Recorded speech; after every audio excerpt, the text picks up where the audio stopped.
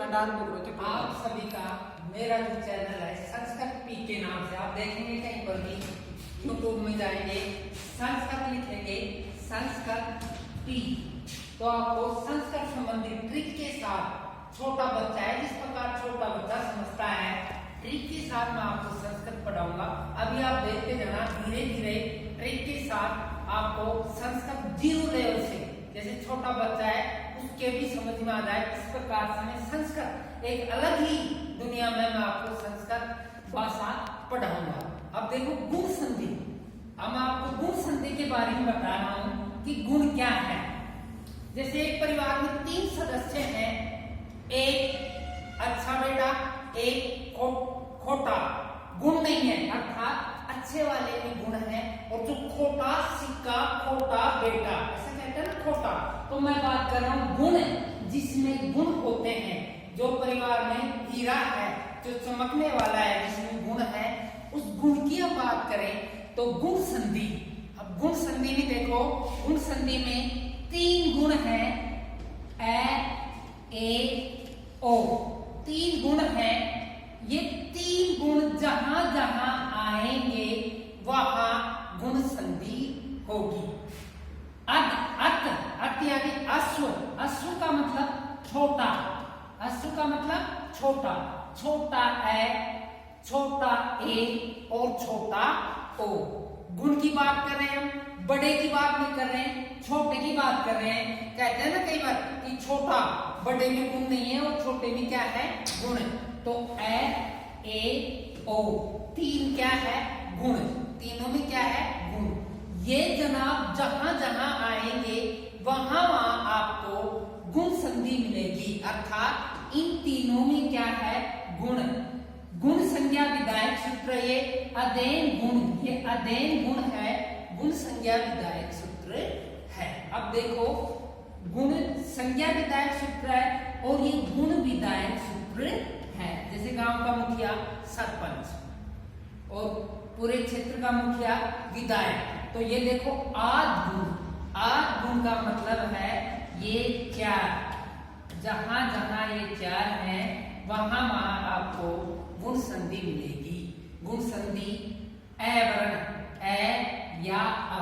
देखो वर्ण की बात करें हम, वर्ण की बात करें तो ए वर्ण की मैं बात कर रहा हूं। ए वर्ण का मतलब होता है इसका पूरा परिवार, छोटा ए और बड़ा आ दोनों आएंगे। छोटा ए और बड़ा आ, ए वर्ण का मतलब होता है छोटा ए और बड़ा आ दोनों इसमें आएंगे। जिसे मैं कहूं ई वर्ण, ई वर्ण का मतलब होता है छोटी ई और बड़ी ई दोनों आएंगे इसमें ई वर्ण। वर्ण की हम जहां बात करें जैसे मैं कहूं ऊ वर्ण, ऊ वर्ण की आप बात करेंगे तो छोटा ऊ और बड़ा ऊ। तो वर्ण की हम बात करें तो वर्ण का मतलब छोटा और बड़ा, वर्ण है उसमें छोटे और बड़े दोनों आते हैं। तो यहाँ ए और आ को मैं ए वर्ण बोल रहा हूं। ए वर्ण के बाद छोटी ई और बड़ी ई, पूरा परिवार आ गया इसका छोटा और बड़ा, तो हम इसको वर्ण बोलते हैं ई वर्ण। ए वर्ण के बाद ई वर्ण आए तो एकादेश, मैं बोल रहा हूं एकादेश।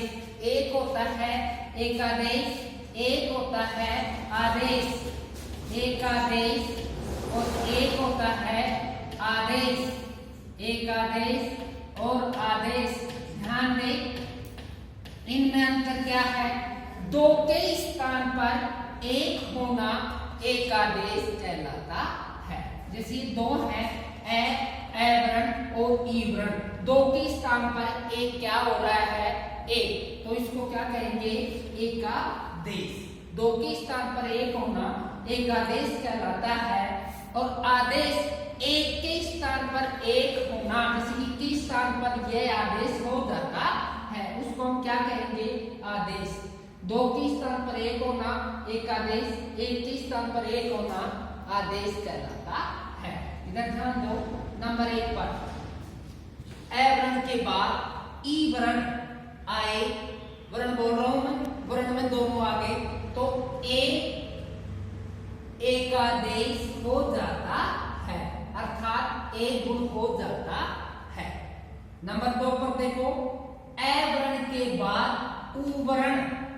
एक तो ई वर्ण और एक उ वर्ण। ए वर्ण के बाद उ वर्ण आए तो ओ एकादेश हो जाता है, अर्थात ये दोनों छोटे हैं। ध्यान दें, यहाँ पर ध्यान दें, ये छोटा ए और छोटा ओ, और एक है बड़ा ए और एक है बड़ा ओ। संशय वाले प्रश्न है, बोर्ड इस प्रकार के प्रश्नों को देता है। केवल यहाँ ध्यान दे, छोटा ए तो कौन सी संधि में आता है?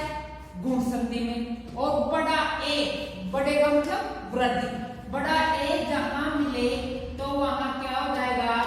वृद्धि। वहां कौन सी संधि हो जाएगी? वृद्धि। बड़ा ए जहां मिलेगा वहां कौन सी संधि हो जाएगी? वृद्धि।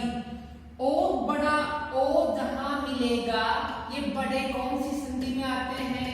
वृद्धि में। और छोटे कौन सी संधि में आते हैं? गुण में। छोटा ए तो कौन सी संधि में आ गया? गुण में। छोटा ओ कौन सी संधि में आ गया? गुण में। बड़ा ए कौन सी संधि में आ गया? वृद्धि में। बड़ा ओ कौन सी संधि में आ गया?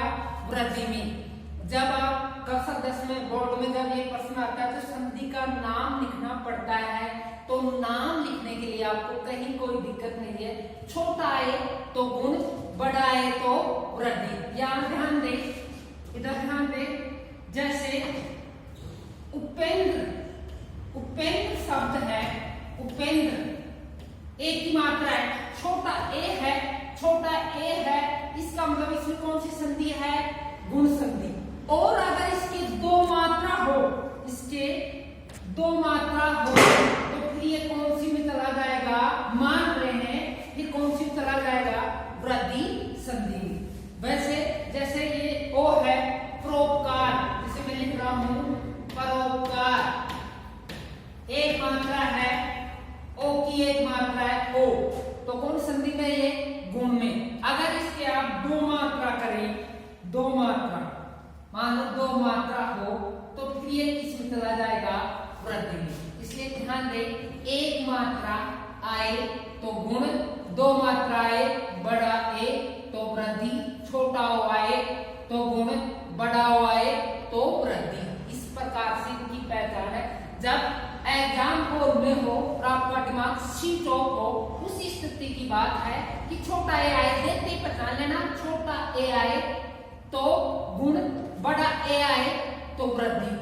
हजारों में जब अलग करना है, 1 लाख में जब आपको छांटना है, एक मात्रा आई गुण, दो मात्रा आई वृद्धि, एक मात्रा आई गुण, दो मात्रा आई वृद्धि, तो गुण और वृद्धि। थोड़ा सा ध्यान दें। नंबर 3 पॉइंट, 2 पॉइंट अपना पॉइंट है। 3 नंबर पर आओ।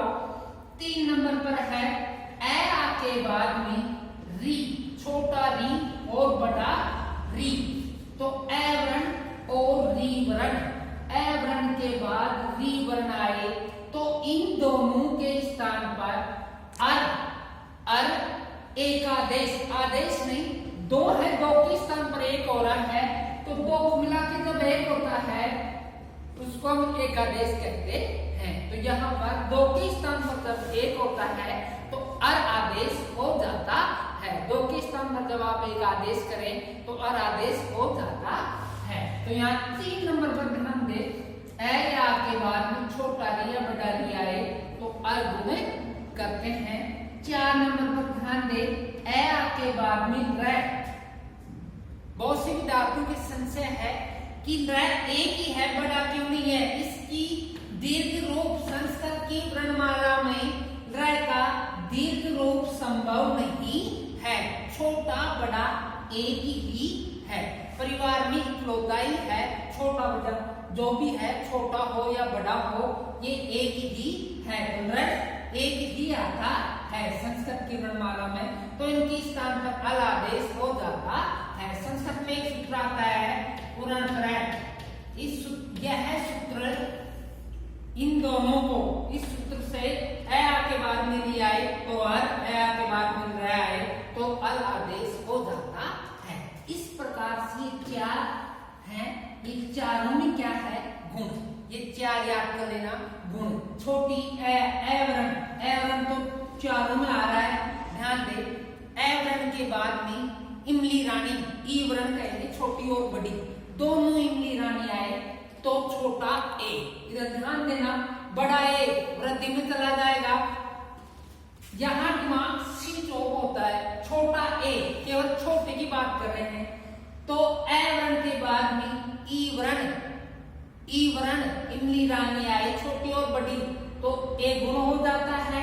नंबर 2 पर देखो, ए वर्ण के बाद में उल्लू राजा ऊ वर्ण आए तो छोटा ओ, छोटे की बात बता रहा हूं मैं, छोटा ओ गुण हो जाता है।